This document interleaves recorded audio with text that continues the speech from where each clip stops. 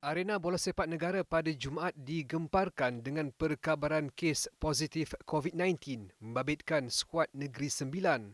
Menerusi satu kenyataan rasmi, kelab itu mengesahkan 4 pegawai dan 20 pemain dijangkiti COVID dan sedang menjalani kuarantin wajib di rumah serta dipantau oleh pihak Kementerian Kesihatan. Kelab ini juga menegaskan keputusan untuk menarik diri daripada saingan Piala Malaysia musim ini adalah demi menjaga keselamatan semua pihak serta mengambil nasihat yang diberikan oleh doktor pasukan. Memang kepada penyokong memanglah kita tahu sebelum Malaysia Cup ramai yang nak datang stadium. Apabila dah boleh dapat masuk stadium, kita pula tak dapat teruskan saingan Liga Malaysia ni. Tapi untuk saya wakil sebagai pemain, saya rasa saya mohon maaflah kepada semua penyokong yang tidak dapat hadir ke stadium. Sebab saya rasa ini bukan kehendak kita pemain, uh, dan saya rasa mungkin bukan rezeki kita lah tahun ni untuk teruskan dalam saingan Piala Malaysia ni. Mungkin ada hikmah dan mungkin juga dalam saingan Piala Malaysia tahun depan, insyaAllah. Adalah tidak logik untuk kita berlatih dan membuat persiapan untuk satu hari saja pada 28, memandangkan perlawanan kita bagi di peringkat kumpulan, bagi perlawanan ketiga, perlawanan kumpulan menentang pasukan Kedah FC adalah pada 29 hari bulan seperti yang dijadualkan, dan adalah sepatutnya menjadi perlawanan tuan rumah pasukan NSFC tentang Kedah di Stadium Tunku Abdul Rahman Paroi.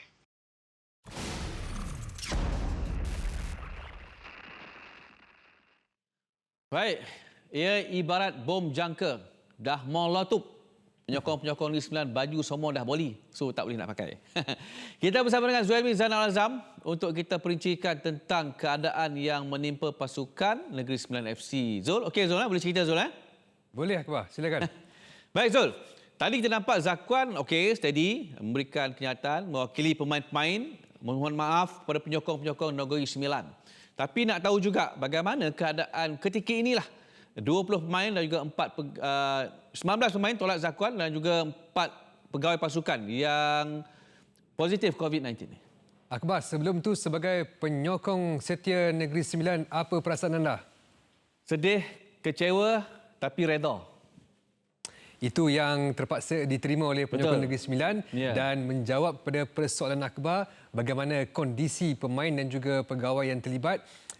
Berdasarkan perkongsian daripada Zakwan, beberapa pemain ataupun ramai di kalangan mereka yang terlibat ini mengalami simptom dan gejala yang agak boleh katakan serius kerana mereka sampai demam dan juga tidak sihat seperti batuk dan selsema, termasuk Zakwan sendiri. Kita dapat lihat bagaimana beliau batuk ketika saya menemu ramah dan juga mata beliau kita kelihatan tidak sihat. Dan apa yang lebih menyukarkan keadaan ada di kalangan keluarga.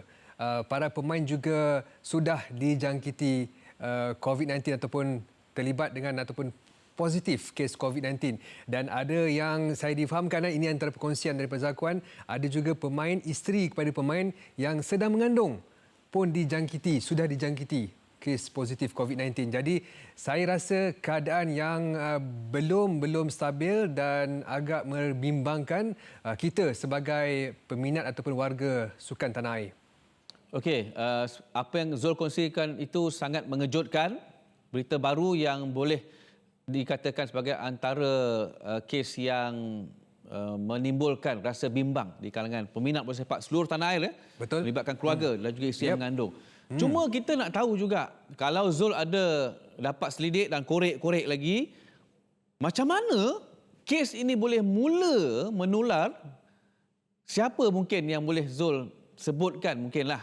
Kalau tak boleh tak apa. Bagaimana ia berpunca? Kat mana dia boleh trigger benda ni? Okey, Negeri Sembilan FC tidak mendedahkan siapa pembawa kes COVID-19 ini. Tetapi saya percaya ia berlaku di pusat latihan yang mana ianya bermula tak silap saya ketika itu saya sendiri juga mahu mendapatkan temu ramah bersama pemain Negeri Sembilan bagi perlawanan Negeri Sembilan dan juga Penang FC pada Jumaat lepas, tak silap saya. Tetapi perlawanan itu dibatalkan, terpaksa ditunda ke hari lain disebabkan para pemain Negeri Sembilan sudah didapati kes positif COVID-19 dan mereka sehari kemudian perlu melakukan saringan tes COVID-19 ini dan baru pada 18 Oktober mereka sekali lagi menjalani latihan dan satu lagi perlawanan terpaksa dibatalkan iaitu menentang UiTM FC dan pada 18 Oktober mereka disahkan mengalami masalah ini tetapi menjawab kepada persoalan akhbar individu yang terlibat ataupun mencetuskan wabak ini masih tidak dikenal pasti. Baik. Negeri Sembilan sudah mensahkan tarik diri daripada Pilihan Malaysia, Zul, betul? Betul. Okey, menerusi kenyataan. Okey, jadi apa kesan kepada pasukan-pasukan lain dalam kumpulan yang sama ini? Bagaimana? Apakah kalau contoh lepas ni 29 Kedah lawan Negeri Sembilan sepatutnya tapi dibatalkan sebab Negeri Sembilan tarik diri. Apakah Kedah terus dapat 3 mata ataupun sudah ada ketetapan lain? Itu saya jangkakan. Saya sendiri menjangkakan perkara ini. Malah saya menjangkakan semua perlawanan membabitkan Negeri Sembilan dibatalkan. Termasuk 2 perlawanan awal iaitu bertemu Kelantan United dan juga Melaka di mana Melaka pasukan Negeri Sembilan tewas tetapi menang ke atas Kelantan United 1-0. Bagaimanapun penjelasan berbeza yang diberikan oleh Malaysia Football League MFL mengikut ketetapan yang telah diberikan. Ini daripada Stuart Ramalingam selaku CEO MFL. Kita tahu beberapa minggu yang lalu MFL sudah mengeluarkan sirkular mengenai kedudukan pasukan yang terpaksa walkover perlawanan disebabkan COVID-19 dan sirkular tersebut dan regulation peraturan tersebut akan diguna pakai di sini di mana baki perlawanan pasukan NSFC akan diambil sebagai result 3-0 yang berpihak kepada pasukan lawan. Yap, jelas Akbar. Hanya baki perlawanan sahaja tidak dikira. Bermakna pasukan seperti Kedah selepas ini akan mendapat kemenangan percuma dan 3-0. Itu keputusan dia. Termasuk 3 lagi perlawanan. Dalam erti kata lain, Kelantan United saya boleh katakan rugi kerana 2 perlawanan awal ini tidak dikira. Ini berbeza daripada pertandingan seperti di peringkat Konfederasi Bola Sepak Asia AFC. Kalau saya ambil contoh ketika kelayakan Piala Asia dan juga Piala Dunia tempoh hari, Korea Utara telah membuat keputusan untuk menarik diri. Tetapi semua perlawanan membabitkan Korea Utara tidak dikira dan pasukan diberikan kemenangan percuma. Mungkin saya percaya ini bersifat berbeza, situasi berbeza kerana Negeri Sembilan tarik diri kerana faktor COVID-19 yang mana ini telah ditermaktub dalam peraturan pertandingan yang telah ditetapkan oleh MFL di bahagian 13 dalam konteks pematuhan mana-mana pasukan yang terlibat dengan kes positif COVID-19 akan terkeluar daripada saingan dan juga boleh berdepan kemungkinan seperti digantung aktiviti bermain bola sepak jika ada pasukan itu meneruskan saingan tersebut. Tetapi kita memuji pendekatan ataupun langkah yang diambil oleh NSFC untuk menarik diri daripada perkara ini tersebar ataupun lebih serius kepada pasukan-pasukan lain. Okey Zul, walaupun pun saya nak ucapkan sebenarnya terima kasih kepada pasukan Negeri Sembilan yang telah pun berusaha untuk beraksi dengan lebih baik tapi apakan daya bencana COVID-19 mengatasi segala-galanya terpaksa menamatkan kempen lebih awal. Tahniah muncul juara Liga Premier tempoh hari dan kepada penyokong-penyokong Negeri Sembilan saya harap bersabar terus menyokong pasukan Hobin Jang Hobin sampai musim baru. Baik, di Liga Super. Baik Zul. Bercakap tentang Piala Malaysia, semalam di Arena melaporkan situasi di mana Sarawak United yang tertunggak bayaran LHDN dan juga kumpulan wang simpanan pekerja KWSP. Macam mana dengan persediaan mereka untuk menyambung saingan Piala Malaysia nanti, Zul? Semangat pemain dan juga keadaan pasukan nanti. Okey Akbar, sebelum saya bercakap mengenai persediaan, apa yang saya boleh kongsikan ketika ini pengurusan Sarawak United mengambil pendirian kunci mulut berkenaan dengan apa yang dialami mereka ataupun tindakan terhadap mereka diberi masa selepas mendapat lesen kebangsaan secara bersyarat di mana mereka perlu menyelesaikan perkara ini sebelum 20 November.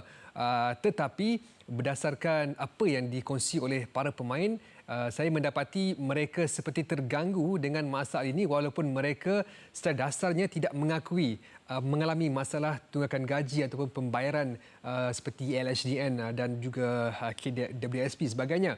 Ini antara perkongsian yang dibuat oleh Sandro da Silva di mana ketika pasukan telah mengekalkan momentum yang cukup baik menerusi 2 kemenangan berturut-turut selaku pasukan dari Liga Premier, tempoh rehat ini menjadi situasi yang buruk apabila tercetusnya isu tunggakan gaji pemain. Dan ini reaksi daripada Sandro. You know, it is football. Sometimes when you have your goal, your target, you just focus on this. But when you break, we start to thinking about other things. So this one, sure you lose a bit your focus. But we try to keep what you have to do, working and play our games. This is because you are a professional. You have to respect our job. So we still keeping working hard, and I hope when they start again, we have the same focus like before. Okey Zul, tadi Zul dah sebut Sarawak United diberi masa sehingga 20 November 2021, betul? Ya, betul. Baik. Kalau mereka gagal untuk menepati tarikh akhir itu, apa yang akan berlaku? Apakah tindakan yang akan dikenakan terhadap Sarawak United? Sudah pasti lesen kebangsaan itu akan ditarik balik dan terdapat 2 kemungkinan, sama ada mereka tidak boleh dipromosikan ke Liga Super dan hanya kekal beraksi dalam Liga Perdana sahaja, ataupun tidak boleh terlibat dalam saingan Liga Malaysia, bermakna mereka perlu bermula dari liga bawahan seperti M5, M4 ataupun M3. Jadi ini bermakna satu tanggungjawab besar untuk pasukan Sarawak, terutamanya pihak pengurusan, untuk menyelesaikan perkara berkenaan dan menunjukkan bukti. Kerana apa? MFL menerusi FISB, badan yang akan mengelolakan siasatan terhadap perkara ini, akan turun padang membuat pemeriksaan di venue Sarawak United ataupun di pihak pengurusan Sarawak United sama ada perkara ini dapat diselesaikan ataupun tidak. Tetapi apa yang saya difahamkan, Sarawak United pihak pengurusannya mempunyai dana. Saya difahamkan sekitar 8 juta ringgit yang diterima oleh kerajaan negeri. Tetapi masih lagi mereka orang kata tidak dapat menyalurkan dana itu kepada pembayaran gaji ini. Itu antara yang saya difahamkan menjadi persoalan sebenarnya kepada pemain dan juga barisan kejurulatihan, kenapa hak mereka masih belum diterima ketika ini. Dan saya percaya sebenarnya pimpinan daripada Presiden Datuk Seri Posa Majais sebenarnya mungkin ada formula untuk menyelesaikan perkara ini, yang mana semua orang tahu 2 hingga 3 bulan tunggakan gaji kepada pemain dan juga melibatkan pemain import.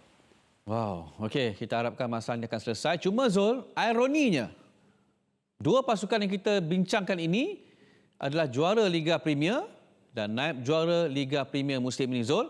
Jadi walaupun pun sebenarnya, terima kasih Zul. Banyak maklumat saya dapat hari ini tentang masalah 2 pasukan ini. Terima kasih sekali lagi, Zul. Sama-sama Akbar, kita doakan pasukan Akbar sihat sejahtera. Amin. Terima kasih.